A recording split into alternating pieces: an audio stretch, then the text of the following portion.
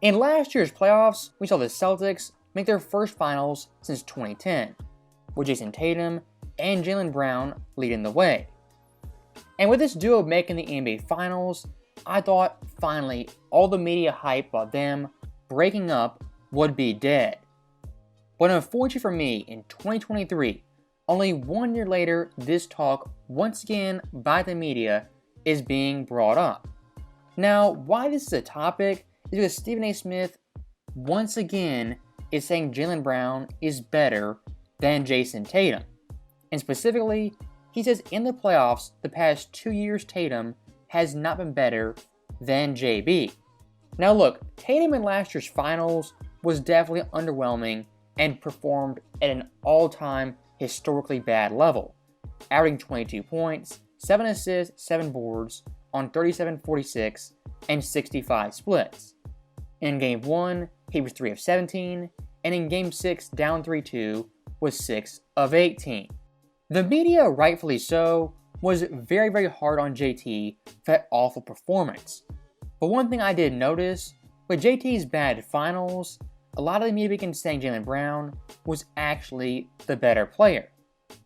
And look, it's a weird conundrum because JB in his own right is actually underrated and a great player. But saying he's better than Tatum, who I view as a top 8 player in the league, kind of overrates Jaylen.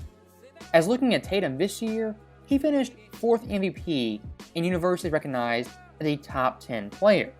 And I want you guys to hear Stephen A. Smith, in his own words, explain this take and his reasoning for JT not being as good as Jaylen Brown. I think here's the other thing that puts more pressure on Jayson Tatum. Jayson Tatum is the best player on the team. He is not the best player in the postseason over the last 2 years. And that has been Jaylen Brown. Jaylen Brown has been a more reliable asset for the Boston Celtics than Jayson Tatum. And so when you look at it from that perspective, assuming that Jaylen Brown is going to continue to do what he's been doing. Now, listening to that segment, it doesn't sound outlandish or crazy to say Brown is on Tatum's level in the playoffs. And look, that is kind of true. Jaylen Brown in the playoffs is a top 15 player. But compared to Tatum, like I said, you can see Tatum has been better for the majority of these series. Last in the first round versus Brooklyn, Tatum averaged 37-5 on 46-42 and 87 splits, compared to JB, who averaged 23-5-4 on 49-21 and 79 splits. Tatum in this series outscored Kevin Durant, outplayed him, had a game winner in Game 1, and in Game 4, the closeout game, had 29 points on 56% shooting. Now to Jaylen's credit in this series, he outplayed Kevin Durant also and outdueled Kyrie in every game except Game 1. But looking at that series versus Brooklyn, Tatum objectively was better. Now on to the second round versus the defending NBA champions Giannis Antetokounmpo. Tatum in the series averaged 28-6-5 on 43-37 and 77 splits, compared to JB, who averaged 22-7-4 on 49-44 and 76 splits. Once again, Jaylen's efficiency is highly impressive. But with that being said, in the most crucial games, the most crucial moments, Tatum simply rose higher. As in Game 6 in Milwaukee, down 3-2, face elimination, Jayson Tatum had 46 points on 53% shooting, including 16 in the fourth quarter, compared to Jaylen, who for the entire game only had 22 points on 44% shooting. Tatum in this game versus the defending NBA champions on their home floor versus the best player in the world outdueled him and got the W. This Game 6 by Tatum, I would argue, was the best and greatest moment of his career. And even in Game 7 in the Boston Garden, in a blowout win, he had 23-8-6, outscored JB, out-assisted him, had more threes, and shot better from the line. Taking all that into account, the overall stats, the big-time moments, Game 6, Game 7, Tatum in this series objectively was better than Jaylen Brown. Now, looking to the Eastern Conference Finals versus the Heat and Jimmy Butler, Brown in this series, you could argue, was on the same tier as Tatum. As looking at their raw numbers, they are nearly identical. But Tatum still averaged more points, boards, assists, steals, and blocks. And a theme of Tatum's career, at least in this series, is in the big time moments back against the wall, he shows up. As being down 2-1 versus the Heat, in the next 4 games Tatum averaged 27 points, 10 boards, 6 assists on 48-38 and 87 splits. Compared to Jaylen, who only averaged 20 points, 6 boards, 4 assists on 43-35 and 75 splits. And looking at Game 7 in Miami, the biggest game of their careers, Tatum had 26, 10, and 6, leading his team in virtually all categories. And when it came to the fourth quarter, Jaylen Brown only had 1 point to Tatum's 7. So to recap right now, looking at versus Miami, versus Milwaukee, and even Brooklyn, Jayson Tatum objectively was better than Jaylen Brown. Now, what I won't defend is Tatum's play in the NBA Finals. As I showed you guys earlier, Tatum in this series was just awful. By his standards, superstar standards, and any standards in general. He was sub 40% shooting, had tons of turnovers, and was highly inconsistent. And looking at his play versus Jaylen Brown's, both these guys in this series didn't have great performances. But I won't lie, Brown in this series was drastically better than Tatum. Now, that one bad series by Tatum, while a doozy, doesn't prove Brown is the better player. And I think one of the problems with that thinking, saying Brown is better, is solely based off the finals and that performance. As looking at the entire run, Tatum averaged 25.6 points, 6.7 boards, 6.2 assists on 43-39 and 80 splits. Compared to Jaylen, he scored more, had more assists, more steals, more blocks, higher 3-point percentage, and higher free throw percentage.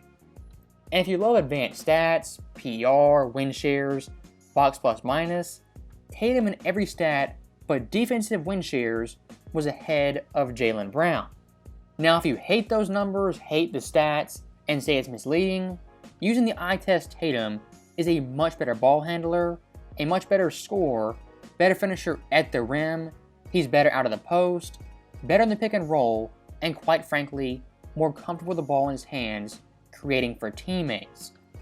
I want to be very clear in saying this, Jayson Tatum is a top 10 player and a top 10 talent.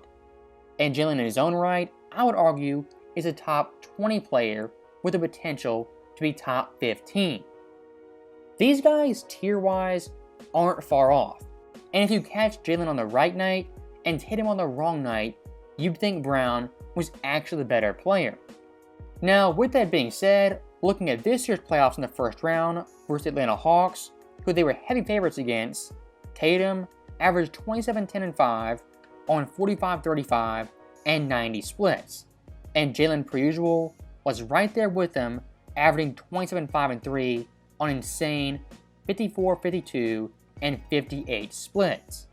That first round series versus Atlanta, I would say Tatum and Brown were about dead even.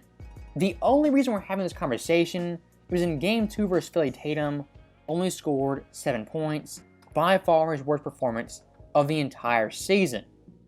Now look, scoring 7 points for a superstar, that's pretty bad. But adding some context in this game Boston, they won by 35 points. Tatum all night was in foul trouble, and the second half only played 6 minutes. And out of the entire Boston team, who had the highest plus minus? It was Tatum at plus 24. That context right there is very, very important. As if Tatum only scored 7 points in a loss, playing the fourth quarter, I would be much more critical. Now, speaking of being critical, looking at Stephen A. Smith, his own criteria for Jaylen Brown being better than Tatum was based on the past 2 years in the NBA playoffs.